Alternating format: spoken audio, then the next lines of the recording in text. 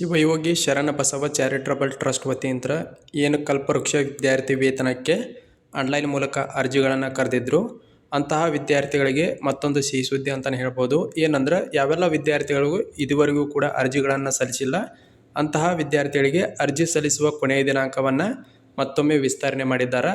ಯಾವೆಲ್ಲ ವಿದ್ಯಾರ್ಥಿಗಳು ಇದುವರೆಗೂ ಅರ್ಜಿಗಳನ್ನು ಸಲ್ಲಿಸಿಲ್ಲ ಅಂತಹ ವಿದ್ಯಾರ್ಥಿಗಳು ಆದಷ್ಟು ಬೇಗನೆ ಅರ್ಜಿಗಳನ್ನು ಸಲ್ಲಿಸಬಹುದು.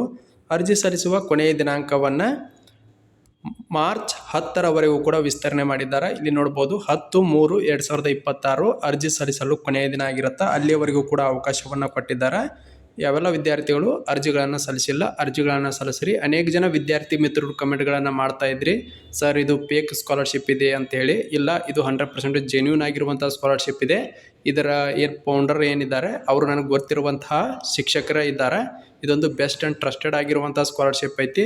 ಮತ್ತು ಅರ್ಜಿ ಸಲ್ಲಿಸಿದ ಎಲ್ಲ ವಿದ್ಯಾರ್ಥಿಗಳಿಗೆ ಸ್ಕಾಲರ್ಶಿಪ್ ಕೊಡ್ತಾರೇನ್ರಿ ಅಂತೇಳಿ ಬಹಳಷ್ಟು ಜನ ವಿದ್ಯಾರ್ಥಿಗಳು ಕೇಳ್ತಾ ಇದ್ರಿ. ನಿಮ್ಮ ಆರ್ಥಿಕ ಸ್ಥಿತಿಗತಿಗಳ ಆಧಾರದ ಮೇಲೆ ಅವರು ವಿದ್ಯಾರ್ಥಿ ವೇತನವನ್ನು ನೀಡ್ತಾ ಇದ್ದಾರೆ. ಜೊತೆಗೆ ಇಲ್ಲಿ 125 ರೂಪಾಯಿಗಳನ್ನು ಪೇ ಮಾಡಬೇಕ್ರಿ, ನಾವು ಮಾಡೋಕ್ಕಾಗೋದಿಲ್ಲರಿ ಅಂತ ಹೇಳ್ತಾ ಇದ್ರಿ. ನಾನು ಯಾವುದೇ ವಿದ್ಯಾರ್ಥಿಗಳಿಗೆ ನೀವು ಈ ಸ್ಕಾಲರ್ಶಿಪ್ಗೆ ಅಪ್ಲಿಕೇಶನ್ಗಳನ್ನು ಹಾಕ್ರಿ ಅಂತೇಳಿ ಒತ್ತಾಯ ಮಾಡೋದಿಲ್ಲ. ನಾನು ವಿದ್ಯಾರ್ಥಿ ವೇತನದ ಬಗ್ಗೆ ಮಾಹಿತಿಯನ್ನು ಕೊಡುವುದಷ್ಟೇ ನನ್ನ ಕರ್ತವ್ಯವಾಗಿರ್ತೈತಿ.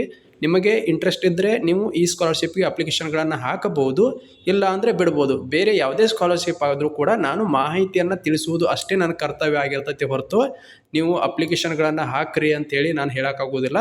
ಅದು 100% ಟ್ರಸ್ಟೆಡ್ ಆ್ಯಂಡ್ ಜೆನ್ಯೂನ್ ಆಗಿರುವಂಥ ಸ್ಕಾಲರ್ಶಿಪ್ ಐತೋ ಇಲ್ಲೋ ಅಂತೇಳಿ ನಾನು ಕನ್ಫರ್ಮ್ ಮಾಡ್ಕೊಂಡು ವಿಡಿಯೋ ಮಾಡ್ತಿರ್ತೇನೆ. ದಯವಿಟ್ಟು ಅರ್ಥ ಮಾಡ್ಕೋರಿ. ಇದು ನೀವು ಅಪ್ಲಿಕೇಶನ್ ಇಂಟ್ರೆಸ್ಟ್ ಇದ್ದರೆ ಹಾಕಬಹುದು, ಇಲ್ಲ ಅಂದರೆ ನಡೆಯುತ್ತೆ, ನೋ ಪ್ರಾಬ್ಲಮ್, ಯಾವುದೇ ರೀತಿ ತೊಂದರೆ ಇಲ್ಲ. ನಿಮ್ಗೆ 125 ರೂಪಾಯಿ ಪೇಡ್ ಮಾಡೋಕೆ ಹಾಕಿತ್ತಂದ್ರೆ ಸ್ಕ್ಯಾನ್ ಮಾಡಿ ಪೇ ಮಾಡಿ ನೀವು ಅಪ್ಲಿಕೇಶನ್ಗಳನ್ನು ಹಾಕಿರಿ. ಇಲ್ಲ ಅಂದ್ರೆ ನಿಮಗೆ ಇಂಟ್ರೆಸ್ಟ್ ಇಲ್ಲ ಅಂದ್ರೆ ಬಿಟ್ಬಿಡ್ರಿ. ಬೇರೆ ಬೇರೆ ಇನ್ನು ಅನೇಕ ಸ್ಕಾಲರ್ಶಿಪ್ಗಳದಾವೆ, ಆ ಎಲ್ಲ ಸ್ಕಾಲರ್ಶಿಪ್ಗಳಿಗೂ ಕೂಡ ಅಪ್ಲಿಕೇಶನ್ಗಳನ್ನು ಹಾಕಿರಿ. ಒಂದಂತೂ ಇದರ ಕೊನೆಯ ದಿನಾಂಕವನ್ನು ವಿಸ್ತರಣೆ ಮಾಡಿದ್ದಾರೆ. ಅವ್ರಿಗೆ ನಾನು ಕಾಂಟ್ಯಾಕ್ಟ್ ಮಾಡಿ ಕೇಳಿದ್ದೀನಿ. ಅವರು ಕೊನೆಯ ದಿನಾಂಕವನ್ನು ಮಾರ್ಚ್ 10ರವರೆಗೂ ಕೂಡ ವಿದ್ಯಾರ್ಥಿಗಳ ಹಿತದೃಷ್ಟಿಯಿಂದ ಅವಕಾಶವನ್ನು ನೀಡಿದ್ದಾರೆ. ನೀವು ಕೂಡ ಅರ್ಜಿಗಳನ್ನು ಸಲ್ಲಿಸ್ರಿ. 20,000ವರೆಗೂ ಕೂಡ ವಿದ್ಯಾರ್ಥಿ ವೇತನವನ್ನು ಪಡ್ಕೋರಿ. ಮುಂದಿನ ದಿನಮಾನಗಳಲ್ಲಿ ಮತ್ತಷ್ಟು ಇದ್ರ ಬಗ್ಗೆ ಏನಾದರೂ ಅಪ್ಡೇಟ್ ಬಂತಂದ್ರೆ ನಾನು ವಿಡಿಯೋ ಮಾಡಿ ಅಪ್ಲೋಡ್ ಮಾಡ್ತೀನಿ ಅಂತ ಹೇಳ್ತಾ ಈ ವಿಡಿಯೋನ ಇಲ್ಲಿಗೆ ಮುಗಿಸ್ತಾ ಇದ್ದೀನಿ.